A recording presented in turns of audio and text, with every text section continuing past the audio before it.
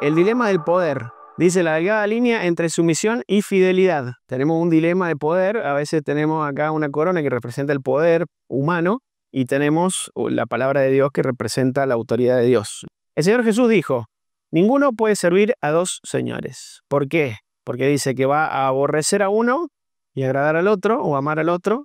Y él está hablando en el contexto del dinero y las riquezas. Dice, no se puede servir a Dios y también a las riquezas, es decir, buscar lo terrenal, la ambición personal, el desarrollo, el tener cosas y al mismo tiempo querer servir a Dios. Si buscas la riqueza, no vas a estar sirviendo a Dios. Y si servís a Dios, no vas a estar buscando la riqueza. En ese contexto lo dijo. Pero más allá de ese contexto es una gran realidad. No se puede tener dos amos, dos dueños de nuestra vida, ¿no?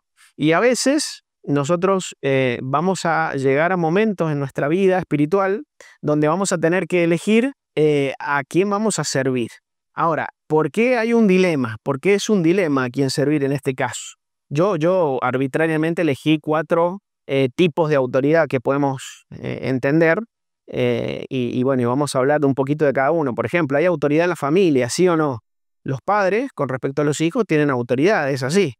Y eso está establecido por Dios. Los hijos tienen que ser sumisos a sus papás. Y también hay una autoridad familiar en el marido, en la cabeza de la familia, se le llama así. Es decir, que ahí es la mujer la que tiene que estar sujeta a su marido. Está establecido por Dios. Ahí hay un tipo de autoridad, ¿verdad? También tenemos autoridad jerárquica. Estos nombres me los inventé yo, o sea, no es que lo vamos a encontrar así en la Biblia. Sí encontramos los tipos, pero no con estos nombres. Por ejemplo, los jefes tienen autoridad. ¿Por qué? ¿Por qué tienen autoridad los jefes? Porque son los que pagan. Entonces tienen derecho a reclamar, a mandarnos, por decir así. Si somos empleados, bueno, tenemos que respetar la autoridad que tiene ese jefe. Puede ser un supervisor, por ejemplo, en una empresa, podemos tener un superior nosotros, una persona, un encargado. Yo entro a un local, por ejemplo, y bueno, hay un dueño en ese lugar del negocio, del local, y tiene, por ejemplo, pone en el cartel, la casa se reserva el derecho de admisión. Quiere decir que si no le gusta lo que estoy haciendo, lo estoy molestando, estoy entorpeciendo su negocio, me pueden echar, con razón, con autoridad para hacerlo. Por ejemplo, los directivos de una escuela, por ejemplo, los maestros, los niños se tienen que someter a sus maestros, tienen que obedecerlos, son la autoridad en el aula. Y los mayores, esto está bastante desdibujado hoy por hoy, pero solo por el hecho de ser viejos o mayores que nosotros, algunas personas les debemos respeto y sumisión. Esto es bíblico, ¿no? En Deuteronomio o en Levítico creo que dice, ante las canas te levantarás, dice, que significa que uno tiene que respetar o digamos demostrarle honra a una persona mayor. Dice, honrarás el rostro del anciano, temerás a tu Dios. Entonces, es por el solo hecho de ser mayores, tienen autoridad. Esto hoy casi que ha cambiado bastante.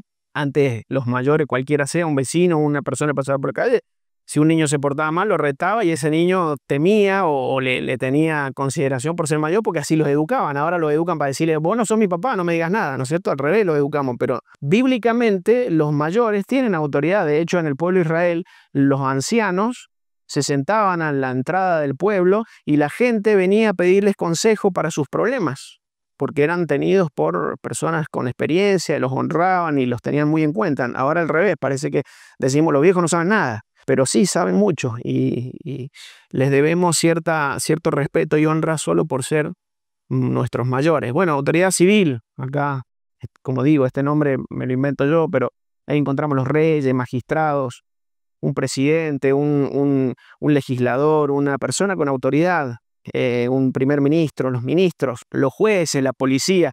Un policía tiene autoridad. Vos te encontrás un policía en la esquina que te está señalando que dobles para allá, ¿y qué tenés que hacer? ¿Atropellarlo? No, tenés que doblar para allá. Y si no lo respetás, tiene poder y autoridad para hacerte problemas, meterte preso, hacerte una multa, detenerte, demorarte. Tienen autoridad. ¿Y quién le ha dado esa autoridad? Bueno, la sociedad, el tiempo que ha pasado en este servicio, nosotros lo hemos contratado para eso de alguna manera. Entonces todas esas cosas son elementos que le confieren autoridad, los magistrados, ¿sí? Y luego tenemos la autoridad eclesiástica. Ahí entran los obispos, que es una palabra que no usamos mucho, pero es muy correcta y muy bíblica, es obispos. Son los que están mirando por encima del rebaño para cuidarlo y para servirles. Los pastores, que son personas que pastorean, que se preocupan de el bienestar espiritual de los demás, los líderes, que son personas que guían, y ancianos, y acá voy un poco al tema de los mayores, ¿no? Ancianos me refiero a personas grandes en la congregación, de muchos años, de mucha experiencia y trayectoria en la Biblia. Por ejemplo, en Hechos 15, para tratar un tema complicado, dice que se reunieron los apóstoles y los ancianos, y estos ancianos no son obispos, son gente mayor con experiencia, con sabiduría, con conocimiento. Entonces trataban estos temas. Entonces en la iglesia tenemos gente mayor y son autoridad en un sentido, ¿no? Vuelvo a lo que decía recién, no lo enseñamos mucho así y parece que los chicos a los grandes le dicen, bueno, son mi papá, pero en realidad los mayores deben ser personas respetadas y nosotros someternos voluntariamente a sus pensamientos, porque generalmente, no en todos los casos, pero generalmente son personas que saben mejor el camino más acertado para la iglesia. Bueno, ¿por qué decimos que es un dilema? No hay ningún dilema, pero lo planteamos así el tema. ¿Por qué decimos que es un dilema la autoridad? Porque sobre todo esto, ¿quién está? El Señor.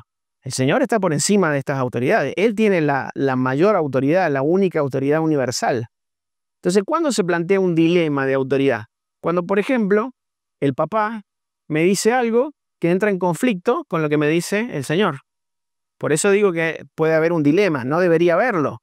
En muchos casos no lo va a haber, no lo tendría que dar nunca. Pero muchas veces sí, puede haber un dilema. Entonces yo digo, el Señor me dice, y ya lo vamos a ver con los principios bíblicos, el Señor me dice que yo, como hijo, tengo que obedecer a mi papá.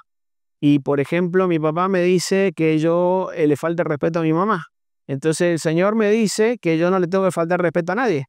Entonces ahí, ¿qué pasa? Ahí se produce un dilema. Digo, bueno, si no obedezco a mi papá, estoy desobedeciendo al Señor porque me manda que obedezca a mi papá.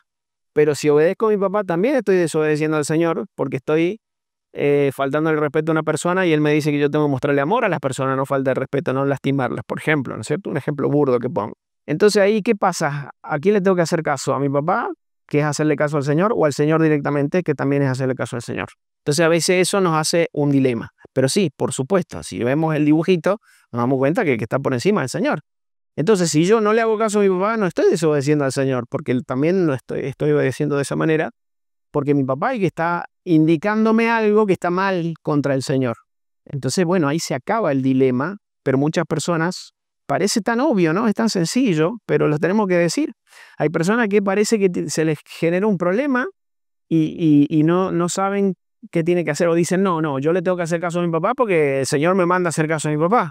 Sí, te manda a hacer caso a tu papá, pero no a lastimar a otra persona o insultar a una persona como tu papá te podría estar mandando. Bueno, vamos a entrar en el tema. Por ejemplo, dentro de lo que es la autoridad familiar, por ejemplo, a los padres, dice el apóstol Pablo en Efesios 6:1, hijos, obedezcan en el Señor a sus padres. Subrayo o resalto en el Señor, que es lo mismo que estábamos diciendo recién, el mismo ejemplo que doy. Dice, hijos, obedezcan a sus padres. Este es el principio, pero dice, ¿así nomás? No. Fíjense que en Colosenses el apóstol Pablo también dice, hijos, obedezcan a sus padres en todo, dice. Pero acá dice en el Señor. ¿Por qué el otro no dice en el Señor? Porque es obvio, pues se cae maduro. No lo dicen siempre, porque esto está implícito. ¿Por qué? Porque todo lo que nosotros hacemos es en el Señor. Si yo trabajo es en el Señor. Si yo alabo es en el Señor. Si yo administro mis bienes, mi dinero, es en el Señor. Si yo honro a mis padres, obedezco a mis padres, es en el Señor. Si yo me sujeto a mi jefe, es en el Señor. Entonces siempre es en el Señor. Acá lo dice el apóstol explícitamente. En otro lugar, por ejemplo, Colosenses no lo dice explícitamente, porque la vida del cristiano es en el Señor. Entonces siempre todo lo que el Señor te manda va a ser dentro de los deseos y los propósitos y los principios que Dios nos deja. Entonces dice, obedezcan en el Señor a sus padres. Por eso decíamos, acá nos rompe el dilema. Si mi papá me está mandando a hacer algo que va en contra del Señor, yo no lo tengo que obedecer. Y no estoy rompiendo este versículo, este texto, este mandamiento, porque me dice que tiene que ser en el Señor, siempre y cuando esté de acuerdo a los principios de Dios. Si no, yo no estoy siendo obediente a mi padre, estoy siendo desobediente al Señor y lo estoy deshonrando. Vamos a ver un ejemplo. Les leo este pedacito porque tendríamos que leer el capítulo completo y yo después les explico lo que está pasando. Dice, Saúl dijo a Jonatán, David debe morir. Saúl es el rey de Israel en este momento y Jonatán es su hijo.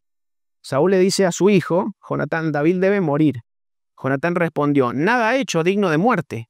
Entonces Saúl le arrojó una lanza a su hijo y Jonatán entendió que su padre estaba resuelto a matar a David.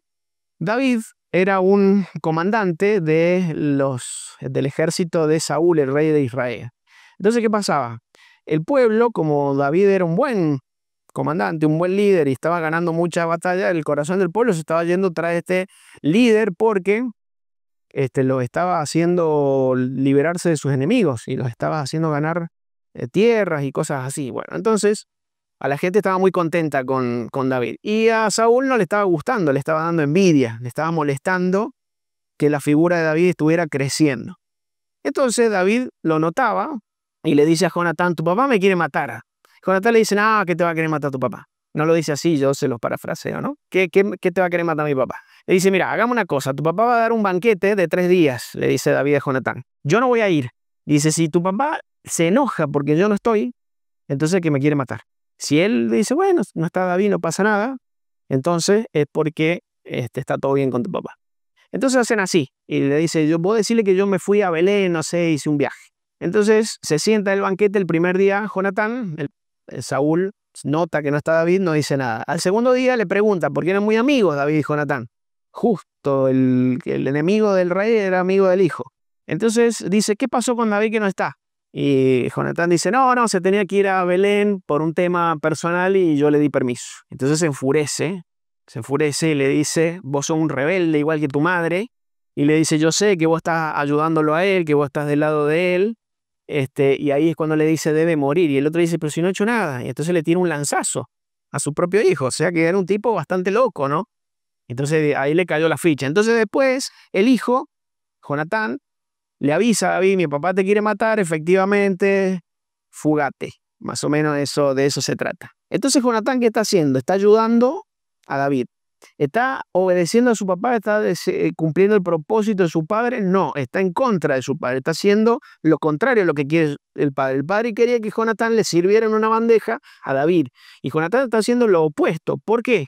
Porque lo que le está pidiendo Saúl está mal. Quiere matar a una persona inocente. La palabra de Dios enseña, dice, no tenés que entregar sangre inocente, no puedes matar a una persona que no se lo merece. Entonces Jonatán dice, lo que quiere hacer mi papá no está bien, yo no le voy a hacer caso. Entonces, ¿es correcto que Jonatán se rebele a su padre? Sí, en este caso sí. ¿Y saben cómo lo sabemos? Porque Dios tenía un propósito para David. David tenía que ser el rey de Israel y de David va a venir Jesús. Es del linaje de David, lo que significa que Jesús es un heredero al trono de Israel legítimo. Dios tenía mucho propósito todavía con David. David no podía ser asesinado por este hombre, entonces, por Saúl. Entonces, Jonatán sí que estaba cumpliendo más bien el propósito de Dios, el no matar a un inocente, y él no sabía, pero estaba preparando el rey de Israel que iba a ser David.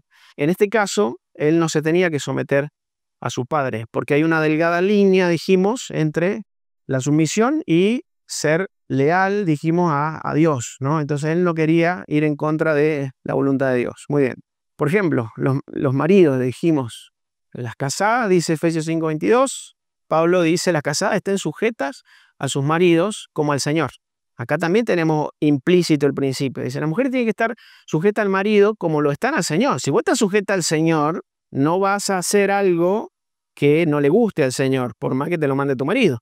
Entonces tenés que estar sujeta, pero como está sujeta al Señor. Entonces si tu marido no es como el Señor, porque debería ser como el Señor, pero si tu marido no es como el Señor, entonces vos no te tenés que sujetar a él. Ese es el principio implícito acá, en decir que como al Señor tiene que estar sujeta, tanto como a él tiene que estar sujeta también a sus maridos. Fíjense, les leo otra historia. Leemos una historia entre medio acá que dice, Abigail, ya vamos a explicar todos los personajes, Abigail tomó panes, cueros de vino, ovejas guisadas, lo cargó en asnos, sin decírselo a su marido Nabal. Descendió en secreto por el monte y salió al encuentro de David, que venía con sus hombres. ¿Qué estaba pasando? David andaba por el desierto dando vuelta y se encontró con unos esquiladores de un hombre muy rico que se llamaba Nabal. Ellos estaban cuidando las ovejas, esquilando las ovejas, y dice que el ejército de David, porque David se fue con algunos hombres, los cuidaban, dice que eran como un muro para ellos, es decir, que se sentían protegidos por estos guerreros, les compartieron lo que tenían, porque dice no nos faltó nada cuando ellos estuvieron, bueno, los trataron bien, ¿sí? Estuvieron ahí de compinches, digamos, los esquiladores con los soldados de David. Entonces después que a David se le empiezan a acabar los recursos, manda a uno de sus guerreros a pedirle a este hombre si les podían dar algo para ellos de comida, básicamente. Entonces Nabal dice, ¿y este David quién es? Dice, yo no le voy a sacar la comida de mis cosas, no voy a sacarme lo mío, perder lo mío, para alimentar a el ejército de David. Esa fue la respuesta que le dio. Entonces cuando volvieron los chicos estos que habían ido a pedir y le cuentan a David, David no le gustó y dice, pónganse la espada y preparémonos que los vamos a ir a fusilar a todos. Vamos a cortar la cabeza a Nabal. Entonces, ¿qué pasa? Uno de los esquiladores, va y le dice a la mujer, Abigail, de Nabal, a la mujer de Nabal, Abigail, y le dice, mira, pasó esto, y dice, fíjate lo que va a hacer porque viene David y acá no va a quedar nadie. Entonces, Abigail, sin decírselo al marido, prepara un montón de comida, lo carga en asno, se va secretamente por un costado de la montaña y se lo encuentra, le sale al encuentro a David, tiene una charla ahí con David, le da las cosas, y David le dice, mira, sos una mujer sabia, has evitado que derrame sangre, Dios te bendiga, porque te juro que no iba a dejar a nadie vivo porque fue muy mala persona tu marido. Estuvo bien que desobedeciera al marido, por eso secretamente, porque sabía que el otro no quería saber nada, imagínate. Estuvo bien que esta mujer actúe de esta manera, fue inteligente, David la bendice y como dato de color, después se termina casando con David, porque cuando Nabal se entera lo que hizo la mujer, le da un infarto, básicamente. Se enfurece tanto que se termina muriendo a los pocos días de la bronca que tenía. Yo calculo que le tiene que dar una cosa así. ¿Hizo bien o no? Por supuesto que hizo bien. Ahora, no que se tiene que someter al marido, aunque esto es del Antiguo Testamento, pero el principio está en el Nuevo Testamento, nos dice que Sara se sujetaba a su marido, le llamaba Señor. Este principio de que la mujer tiene que obedecer al marido es desde el Génesis, cuando Dios le dice al hombre y a la mujer lo que tienen que hacer y cuáles son sus roles, eso ya está.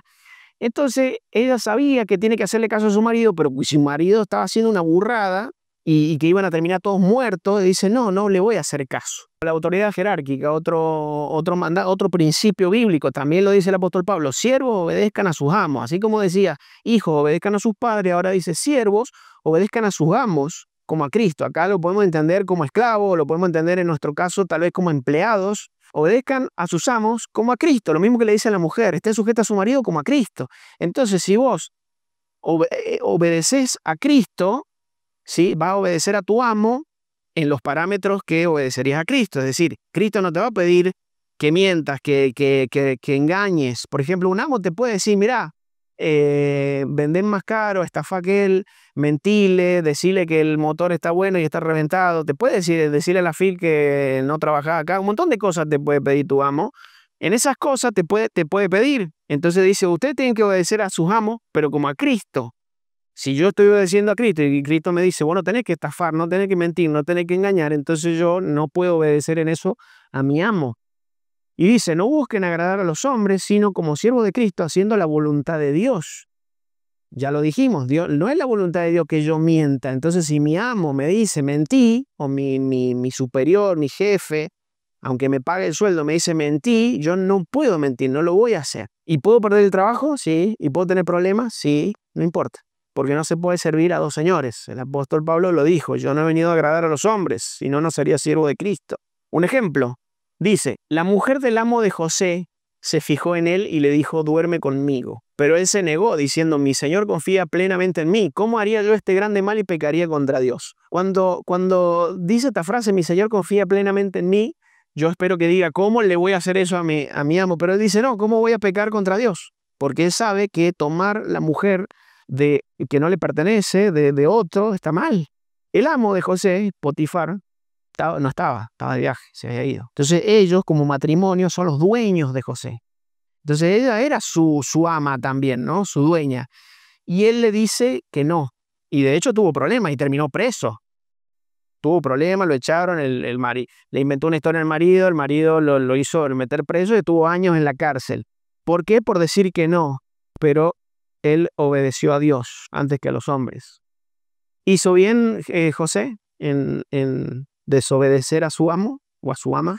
Por supuesto que hizo bien, le salió muy caro, pero eso no importa.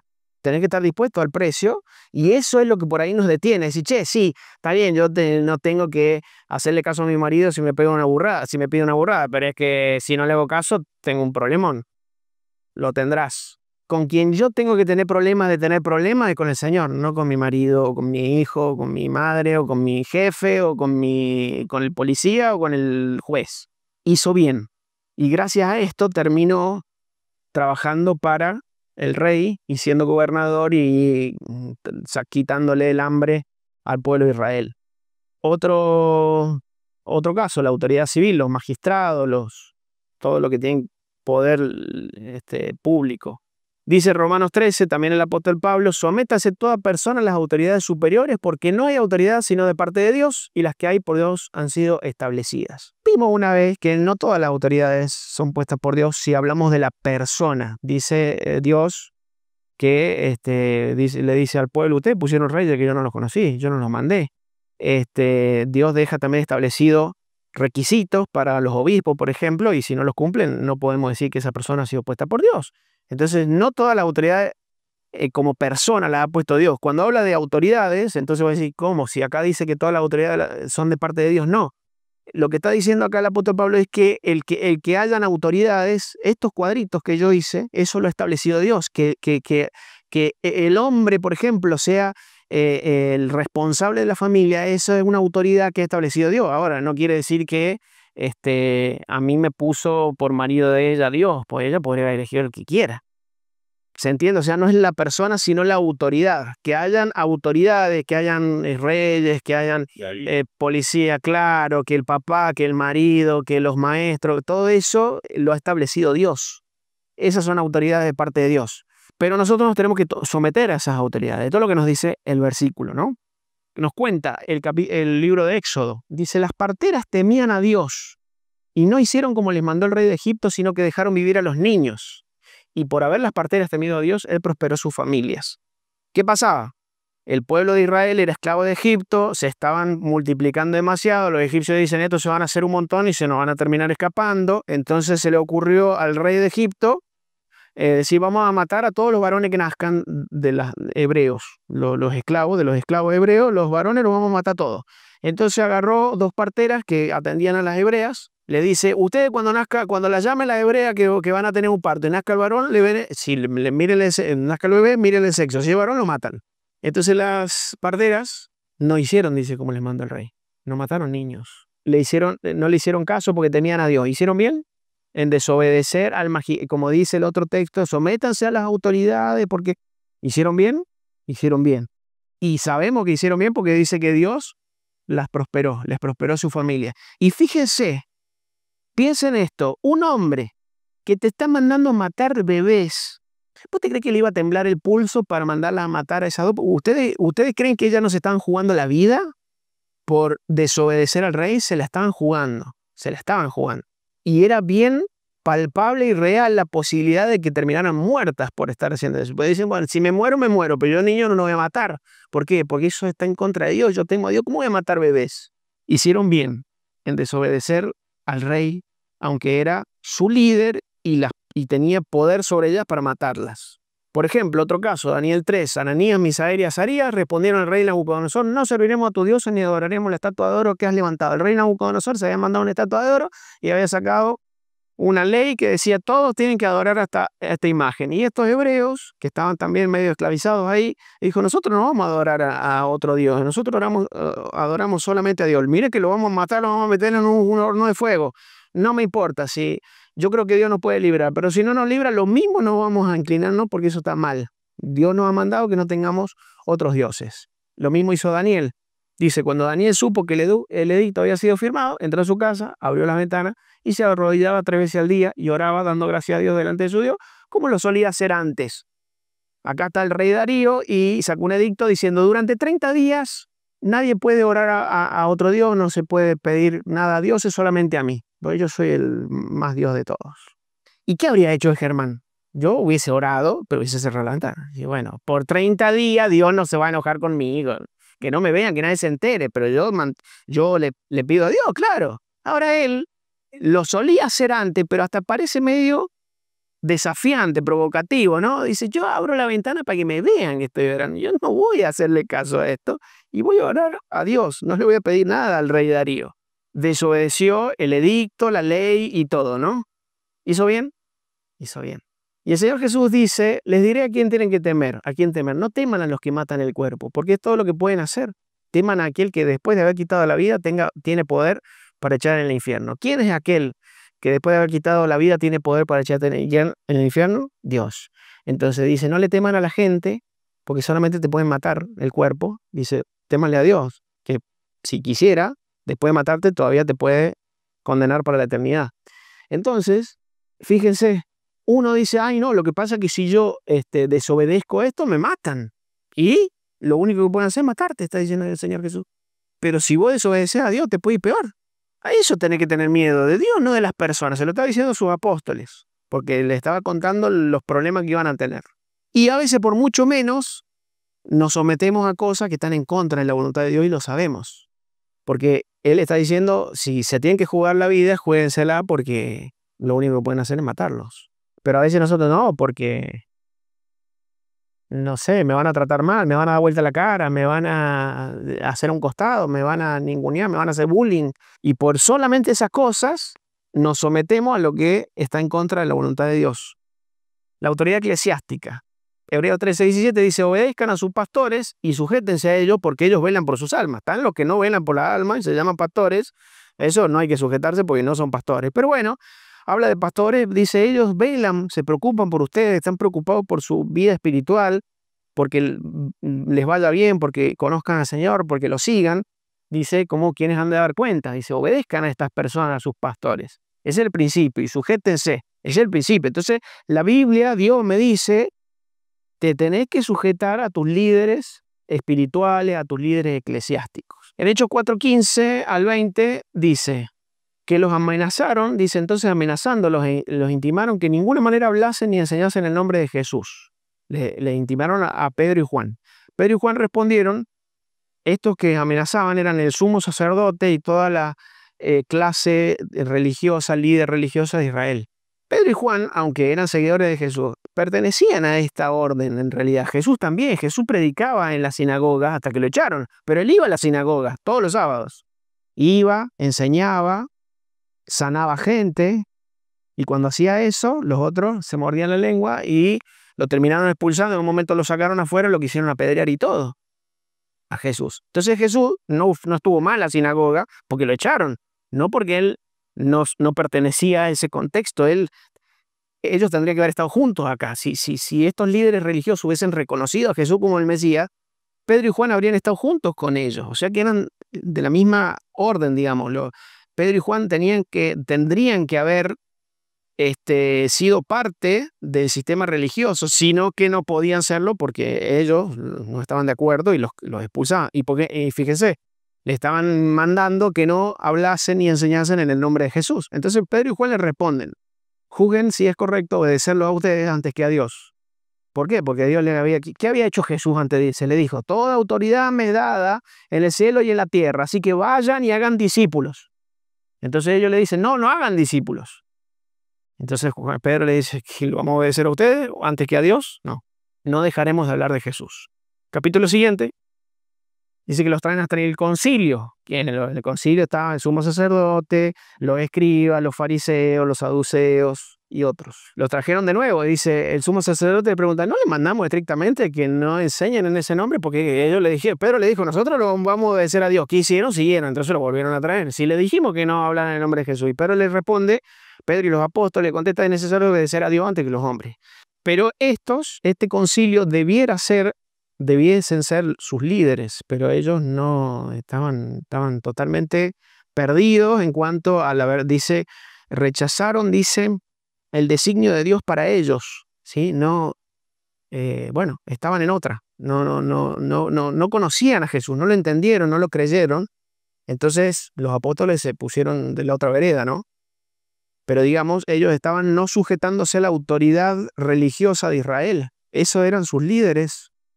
Su líder era Jesús, pero eso religiosamente hablando eran sus líderes. A ver, Jesús atendía a los encuentros de la sinagoga y reconocía a los líderes como el sumo sacerdote, por ejemplo. ¿Hicieron bien en desobedecer a la clase religiosa? Sí.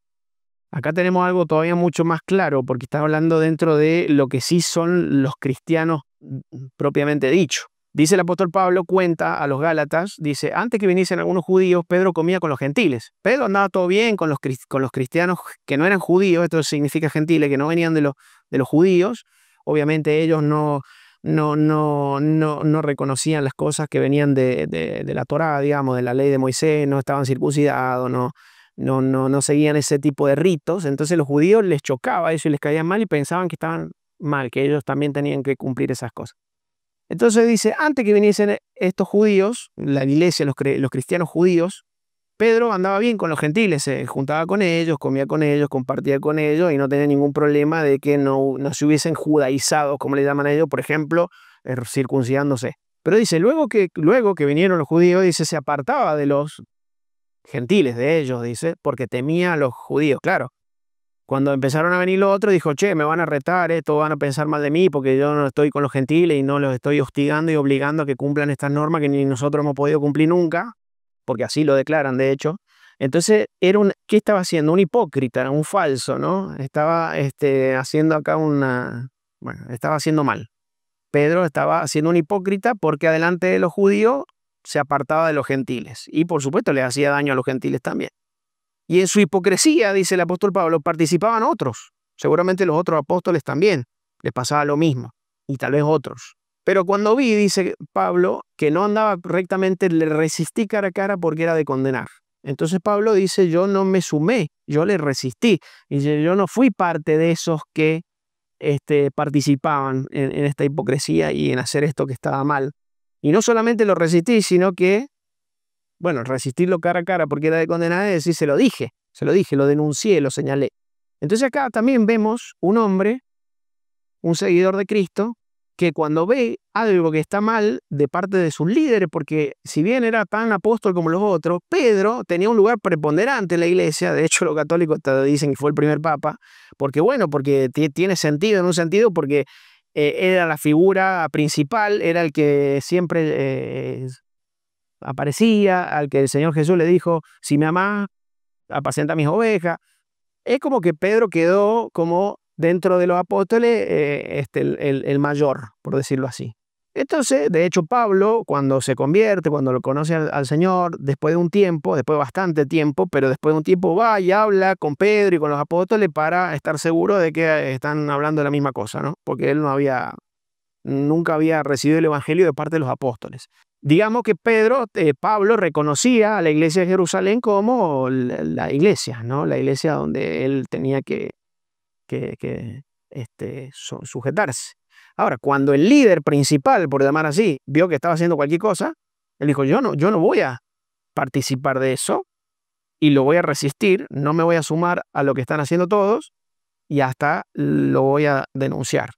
La palabra de Dios nos dice, sométanse a los líderes siempre y cuando no hagan cosas que están mal. Entonces, si los líderes me dicen cosas que están mal, que yo sé que están en contra de la voluntad de Dios, que están en contra de lo que Dios me ha mandado, que es una falsedad, cualquier cosa puede ser, yo no tengo que decir, lo que pasa está bien, está mal, pero Dios me manda a sujetarme a esta persona. Está bien, está mal lo que Pedro hace. ¿Qué podría haber dicho Pablo? Está mal lo que hace Pedro, pero bueno, problema de él. Yo me tengo que sujetar a esta estructura que hay ya y Dios me manda eso. No, Dios no te manda a ser hipócrita ni a hacerle mal a los gentiles. Entonces lo condena. No le debes nada a esa persona, se la debes al Señor.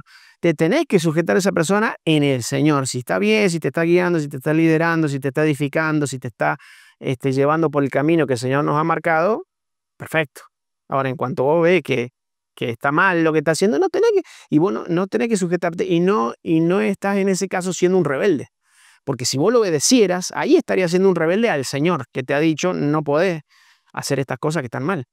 Entonces volvemos a decir, ninguno puede servir a dos señores. Entonces el dilema se acaba cuando vos entendés que por sobre todo es el Señor.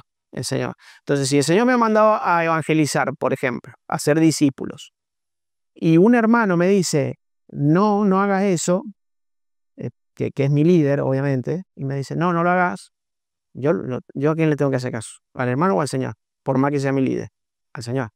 Si mi marido me dice, no vayas a la iglesia y el Señor me manda a congregarme, yo le tengo que hacer caso al Señor. Si tu papá vos te tenés que sujetar a tu papá, siempre y cuando tu papá no te diga algo que está mal. Si tu papá te manda a robar al vecino, no le tenés que hacer caso. Es obvio, pero vienen esos momentos en la vida donde hay dilemas. ¿Por qué lo transmitimos? ¿Por qué lo enseñamos? ¿Por qué lo decimos? ¿Por qué es importante? Porque vienen tiempos, o pueden venir, o nos puede pasar. No hace mucho, hace 4 años atrás, nos encerraron, ¿se acuerdan? Y nos decían, ustedes no se pueden congregar, no se pueden juntar, no pueden no sé qué, y Dios nos dice otra cosa. Entonces voy a decir, sí, pero Dios nos dice que obedezcamos a las autoridades. Está bien. Si me dice, no te pases el semáforo rojo, no me lo paso. Pero si me dice, no te junte con la iglesia, no le puedo hacer caso. No, van a llegar los tiempos donde vamos a estar en el aprieto y va a ser duro y va a ser complicado y nos puede costar. No digo la vida, ojalá que no, podría ser, pero nos puede costar muchas cosas. Y tenemos que tener esto muy en claro. Yo sirvo a Dios. Si la autoridad está alineada con Dios, todo bien con la autoridad, la respeto. Si la autoridad no está alineada con Dios, yo no voy a respetar la autoridad. Y hemos visto montones de casos. Y todos están haciendo lo correcto por no someterse a esa autoridad.